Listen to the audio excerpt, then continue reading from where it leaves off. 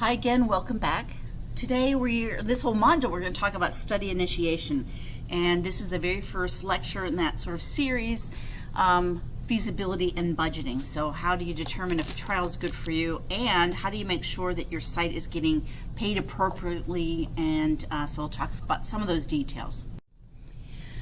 So I want to start at the PI questionnaire. So this sort of gets into the heart of how do study sponsors find the investigative site. So how does that sponsor find the PI to do the study? And the PI questionnaire is one very common way to do that. PI questionnaire is sent to prospective investigators to determine whether they're interested.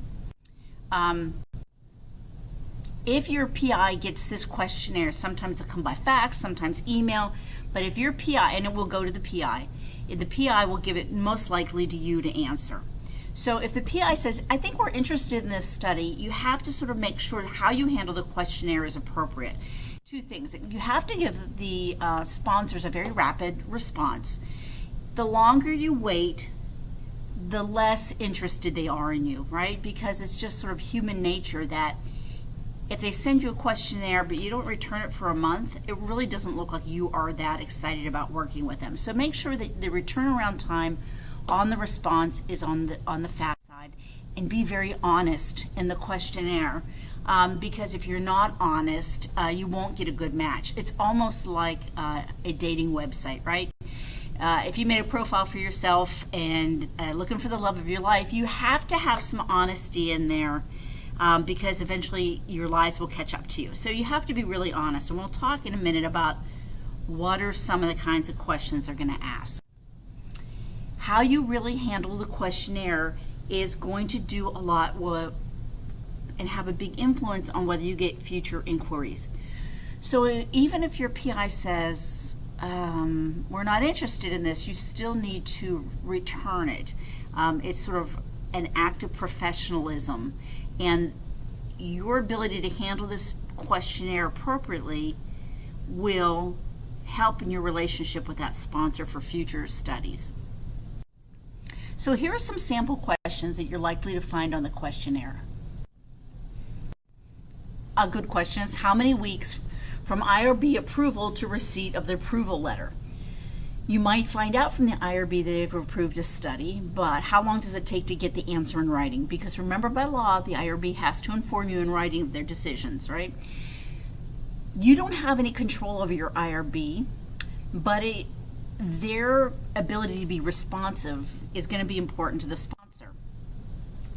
How many weeks does it take to negotiate a clinical trial agreement or clinical study agreement? And that we'll talk about a little bit later in this lecture, but it's the contract between the sponsor and the research site. So really, how long does it take to negotiate that? How much time do the coordinators spend on clinical research? In some private practices, research coordinators will be part-time, or oftentimes in the case of like research nurses, they will have their time split up between clinical responsibilities and the research side of things. If you're set up that way, they want to have an honest assessment of how much time can a coordinator devote to that study. And then another good question would be, how many studies does each coordinator usually have? So what is the assignment like? The sponsor really wants to know, what is the research site's capacity to do research? How much time does the PI allocate to clinical research? Again, back to if this is a private practice, does the PI have a dedicated day that they see research patients? Do they have a specific amount of time that they always dedicate to clinical research? So these kinds of questions are getting at the basis of, does your site have the capacity to do this work? So let's say sponsor says, you know what, you guys sound like you're going to be a great research site. We'd love to work with you. Now comes the point in the whole thing where you as a research coordinator have to really look at the feasibility of doing this study. So there's going to be some questions you're going to ask initially before you say, yeah, sponsor likes us, but do we want to do this study? And so you have a couple really basic questions you want answered. First one, does the protocol provide scientific value? The IRB is going to ask, does this study pose a scientifically valid question? So if you think that the protocol does not have scientific value, your IRB is not going to approve it.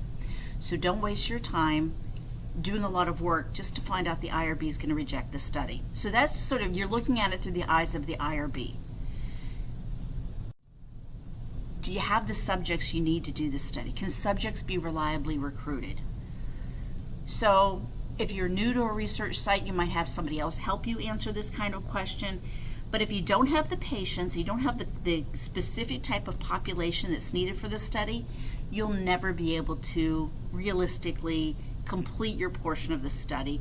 You'll frustrate yourself, you'll frustrate your sponsor. So this is a really honest discussion that has to happen internally. Do you have enough subjects for the study? And then, are you going to get enough money to actually do the work? So yes, it's scientifically valid. Yes, we've got the patients to be able to do this study, but are we going to get paid? So let's get into some of the details, right? So these are some of the questions that you need to answer and really consider. Enrollment potential, right? So I said basically that is one of your big first questions. Do we have enough patients to do this study? But you really sometimes have to get into the details to determine whether you really truly have enough patients. So when I worked at the Institute for Drug Development, we did only oncology studies, so we only saw oncology patients. But from there, so we had a lot of patients, but from there you could say it's a breast cancer study, so how many patients with breast cancer do we see? And now I'm going to look at the study closely, because there's going to be criteria to say who goes in the study, and the protocol there's going to have criteria that says who does not belong in the study, and I'm going to start getting into those details to say, do I really have the patients I need to enroll? I'm going to really read the protocol language and all the requirements that are in the protocol, right? I want to know, do I have the capacity to do all the procedures that are necessary for the patients? Do I have enough bandwidth with the site staff to be able to accommodate this into the existing workloads? Now, this is tricky because everybody who's ever had a job knows that management can sometimes say, yes, we can do more work, when actually the site staff are perhaps a little overworked. So this gets to be sometimes internally a very tricky question to answer, because the person who's doing the work might have a very different perspective than someone who's making a decision about workloads. But so bear this in mind. And then the facility requirements. So if the protocol requires specific types of procedures, I have to know if I can actually handle them. And for example, I might actually have to send patients out. A good example is if an MRI or CT scan is required, and I work in a private practice, it's unlikely that that equipment will be available to me in the practice, but can I find a very convenient location to do all of that kind of scanning for me? So really looking at what is required in terms of equipment and capacity to manage those procedures. And then special expectations. Now this is especially tricky because special expectations might be written in the protocol, but in all honesty, they might not come out until you start having some really detailed conversations with the sponsor. And so you really always have to have your ears open and your antenna up to see if your sponsor is going to ask you for things that are maybe unusual or outside of the normal scope of how research is conducted. And then the draft budget, right? So you have to really look and start getting into the nitty-gritty here, and we'll talk about the budget in a second, to see if not only is the money going to be suitable, but the payment schedule will be okay too. So let's talk about trial budgeting. I mentioned before the clinical trial agreement or the clinical study agreement. This is what you would refer to in common language as the contract. And so not only are we going to look at, is it feasible, but now this is the part of the equation is, am I going to get paid enough? And so the first thing that is going to happen is if you're interested in doing a study, then you have to negotiate a contract with your sponsor. There's sort of two aspects to every contract.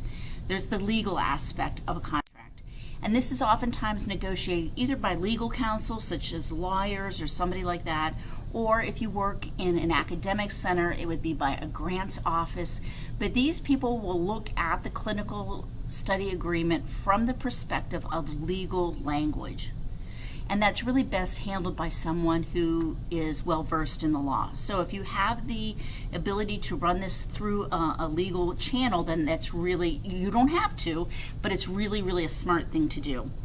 And then the financial part. So this is the legal stuff, you know, is everything, is the language in here all on the up and up, and is it suitable? But then the financial stuff gets negotiated by the PI, and oftentimes that gets delegated to the CRC.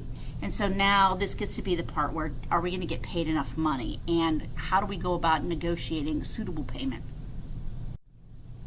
Some hot spots. So these are areas in the clinical trial agreement or the contract where sometimes the negotiations can get surprisingly tricky. The first one is indemnification or subject injury. So if a participant on the clinical trial experiences an injury as a result of participating on the clinical trial, who pays for that injury? If hospitalization is required, does the subject have to assume that? And I argue no, and that the indemnification should really come from the sponsor. Oftentimes, however, the sponsors would like to sneak this past you. They would prefer not to agree to pay for any injury because this could end up, you know, costing them a lot of money. However, you are, as a really good research coordinator, going to be always looking at things from the perspective of keeping the patient safe. So this might be an area of a lot of negotiation. And I would offer that if your sponsor does not want to cover subject injury, that this might not be a good sponsor to do clinical research with. But even if they agree, it can be sometimes a lot of details trying to get it really worked out on how much they'll pay and things like that. Publication policy. So in clinical research, oftentimes articles will be published in research journals, peer-reviewed research journals.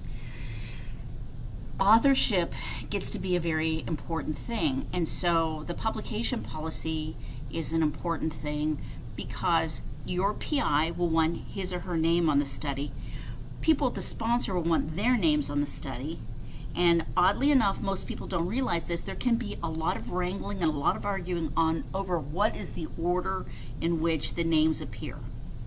That is not, it's not alphabetically, it's not always so easy. Sometimes there are real fights that happen over this. Oftentimes the first author and the last author are considered the lead authors. And so the names in between don't have as much weight. So what order the names are released on the publication will go in the contract, and it gets really important to nail this out up front. And then intellectual property. So as the result of clinical research, if something is discovered, who owns that? Does a sponsor own that, or does the PI own that? And this gets negotiated in the contract as well. So there are two types of negotiations that will go on. You will either get a budget that is submitted by the sponsor with little or no room for negotiation, and it's a take it or leave it style. This happens when there are studies being done across the country. So if a sponsor has a very large phase 3 study and they have 40 research sites, they're going to say to everybody, this is what we're going to offer you. And oftentimes they'll do that just for simplicity's sake instead of negotiating 40 contracts. So they'll say to everybody, here's what we have for you. If you like it, come on board, and if not, well, maybe we'll work with you some other time.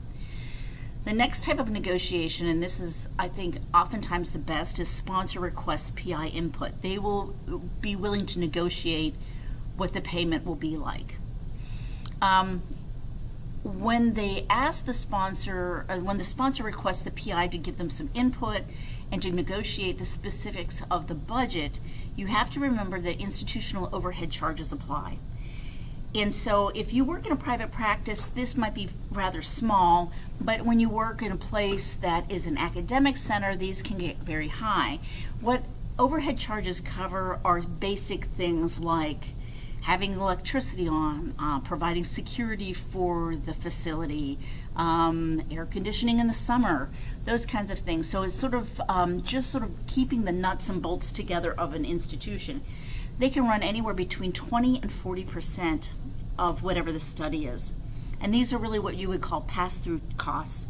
So the sponsor, you would give them, your input would include whatever your institution says the overhead charge is. So that would be in addition to whatever you would get paid, because that institution is expecting to have this pass-through cost to cover their operating expenses, the basic stuff. So don't forget that there are those overhead charges whenever they request PI input. Some more budget negotiation considerations. Oh, sorry, the same slide again. Okay, sorry about that. Let's talk about some labor costs. The clinical research coordinator and the PI labor costs. These can actually take up a surprising amount of budget expenses if in a very, very complicated study. The sponsor is going to come and do a site selection visit with you. The PI questionnaire that we talked about at the beginning of this lecture is really just sort of a, hey, do we want to work with each other kind of thing.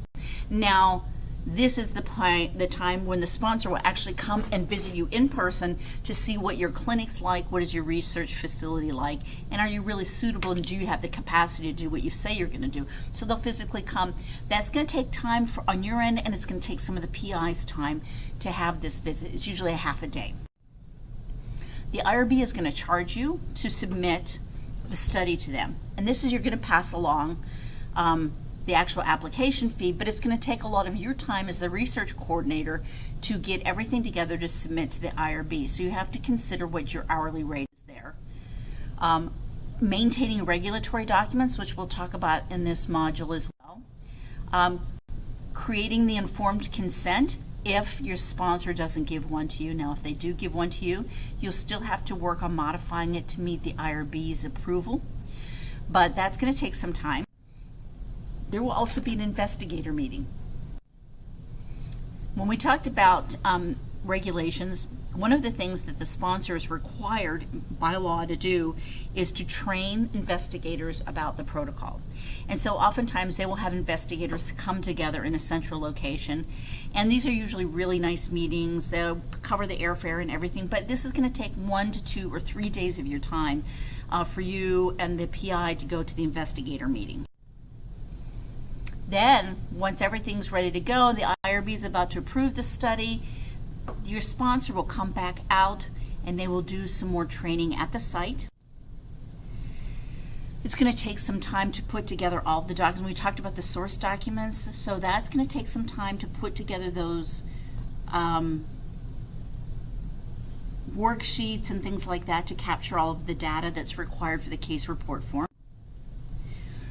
And then there's going to be training other staff in other departments. So you might have to go and train some of the pharmacy staff or some of the clinic staff, or if you perhaps you use a hospital for inpatient services, you might have to go to the hospital and train some of the nursing staff. All of these things take a lot of time. Expenses within the protocol, recruiting, how difficult is it going to be to find the participants? If you're going to use TV or radio ads and things like that, that's going to be expensive, so make sure you get all the recruiting expenses covered. Screening, so you're going to have to screen patients to see if they're eligible for the trial. Not everybody you screen will be eligible, so you're going to have to take into consideration that there are going to be screen failures, and they take time. You're going to have to spend time consenting participants, either you or your PI, depending on the policies of your site.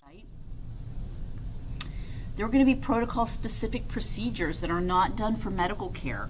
So if there is a CT scan that is required every 2 weeks, that is not standard treatment for really any kind of disease. So that would be something that insurance won't cover. That needs to be put into the budget process. How much time does it take your investigators to conduct a history and a physical exam? How much time will it take the research coordinator to review medication diaries and patient questionnaires? Pharmacy is going to have some labor expenses in here, so the pharmacy is going to have to maintain the inventory of the drug, and they're also going to have to dispense the drug. If it's not you, it will be a pharmacy, and that's going to take time, and that needs to be considered in the budget. And then there's going to be daily study management costs. These are really hard to put your finger on because you're going to find that there's going to be a wide fluctuation at different points in the life of the study.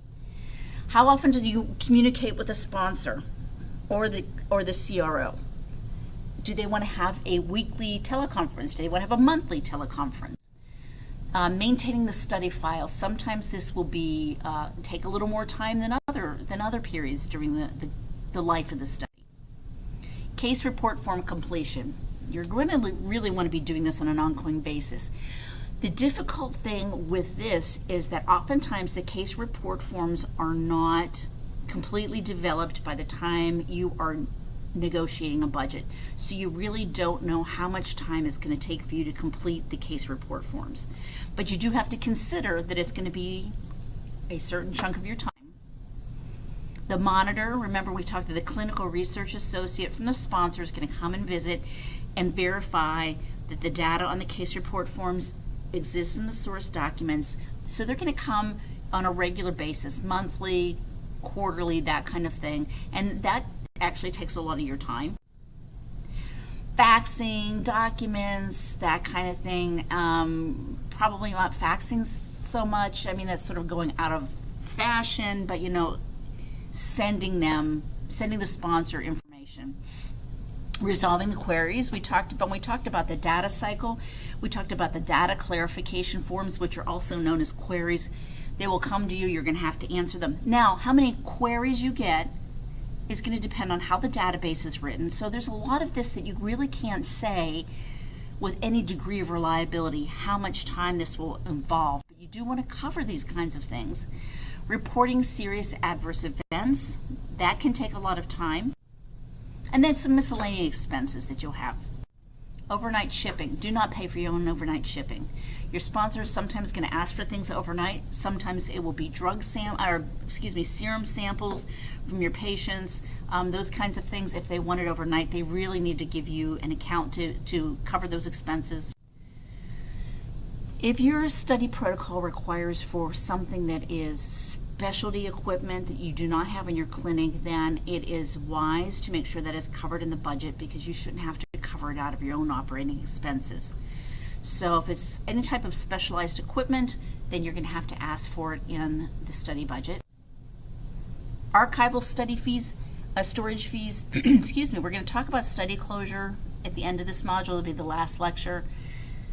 It's going to cost you some money to archive all your documents. So if you have any hard paper documents and you're going to want to use an off-site archiving, then that's going to cost some money. So how do you get paid? So, okay, let's say you negotiate this wonderful contract. You're like, oh, Heather told me don't forget all these things, and you got them all covered, and you're really happy. What is an ideal payment schedule? The first thing you want to ask for is non-refundable initial payment. That includes IRB fees and startup costs. Here's why you're going to ask for that up front.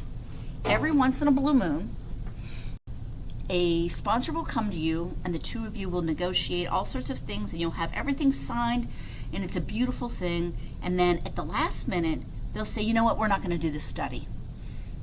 And they will leave you hanging there with all these IRB fees that you paid and all the time and energy you put into getting everything ready to go to find out they stood you up at the altar, right? And sometimes this happens. So you want to get paid up front for this initial startup costs because you don't want to eat that yourself. So you want to be really smart knowing they could back out, so you're going to get paid up front for this. And then after that, the study is underway, everything's going smoothly, you want to get regular payments. Usually these are based on milestones. And so you want them to be very realistic. They're not going to pay you up front for everything, right? That would just be foolhardy. So they're going to want to give you some payment, but on the other hand, you don't want to get paid at the very, very end. You don't want to get all that money at the end when everything's done because you also have operating expenses and you need this money. So you're going to ask for routine payments and specific milestones. So sometimes they'll say, we'll pay you after the first 10 patients are on the study, or we'll pay you after the first 3 months of the study, but at some point you will know when that payment's coming. You also want to make sure you get paid for screen failures and early terminations. A screen failure It's exactly what it sounds like. It's someone that you were screening for the study, but they were found that they were not eligible. So that patient didn't go in the study, but it can take a lot of your time to get to the point where they are a screen failure. So you want to get paid for those. Especially, this is important, if you know this study, it's going to be hard to recruit for. And you know you're going to have a lot of failures, then you really want to make sure you get paid for this. Early terminations are people that end up enrolling on the study, but they withdraw their consent and they leave the study prematurely. Sometimes this is a participant just changes their minds and they don't want to come back anymore. But sometimes this can happen for things unrelated to individual decision. A good example is someone has a serious adverse event, which we'll talk about later in the semester, but they have a side effect that's really serious and they can no longer participate in the study, and that's through nobody's fault. You want to make sure you get paid for those as well. And then I mentioned before, you don't want to get everything at the end, but I would say that a final payment made upon study closure that's around 10% of the overall total budget. And here's why you're going to do that, is because, and we'll talk about the study closure, I said, very soon, but you want to make sure that that sponsor comes out and does a study closure visit. The reason if you leave about that 10% of the total budget dangling at the end, you will find that the accounting department at the sponsor wants to close out this whole budget. And if there's about 10% payment pending, they won't be happy, and this will force the sponsor to come out and do a study closure visit. I'll talk more about that, but sometimes sponsors just don't want to bother to do it. But if you keep about 10% of that study budget for the payment at the end, they will definitely come and close the study. So some final thoughts about this whole feasibility and budgeting process. Consider the basis for your cost structure. You can get paid on a cost per subject basis, or you can get paid on a cost per procedure basis. They're both perfectly fine and suitable. This is going to depend on really on how your research site is set up. So you could either say to the sponsor, I want $1,000 for every subject that I enroll, or you could say, I need $250 for every CT scan, $100 for every EKG, and you could break it down by procedure that way. So the basis for how you're going to set up your budget and how your costs are structured can be different, but you can look at it, you can sort of skin this cat different ways, and you can look at the cost structure from different angles. Be aware of third-party payments and how they affect sponsor billing. So if you have participants that are not healthy, you have participants who are in your private practice being treated for a medical condition, sometimes they will have their insurance billed, and sometimes your sponsor will be billed. Whether it's done for medical care, routine medical care you would get with any doctor in the country, then goes to the insurance company. Procedures done only for research go to the sponsor for billing. And you really have to have a billing department that understands these differences, because you could get yourself in a little bit of trouble for fraud if it looks like you are billing the insurance company for research. So you have to be really, really careful about that. And this is a little too complicated to get into the details here, but I just want to make you aware that billing is going to be very important. And don't forget, you can negotiate the ability to invoice for other costs. So you have your budget all said and done, and everyone's signed on the dotted line, and it's great. And you find that 6 months or a year into the study that there are other costs that you did not anticipate. You can still go back to your sponsor and negotiate things. I have gone back to sponsors and negotiated overtime pay for people when they wanted something in a rush. If the sponsor decides that they add something into the study that requires more equipment, you're more than welcome to negotiate for that. If the sponsor says, we noticed your recruitment's not very fast, we would like to ask you to advertise on television, but you did not have that in your original budget, go and say to them, okay, help me pay for that. Just because your study budget's done when you start the study doesn't mean you can't go back and negotiate things with them as things change. But you only want to do it when things change. You don't want to negotiate because you didn't do a good job up front. So I want you to sort of consider those things. And now we're going to talk a little more about regulatory files and some things like that. But please let me know if you have any questions about this. And I will, oh, there's our reference. And I will talk to you soon. Take care.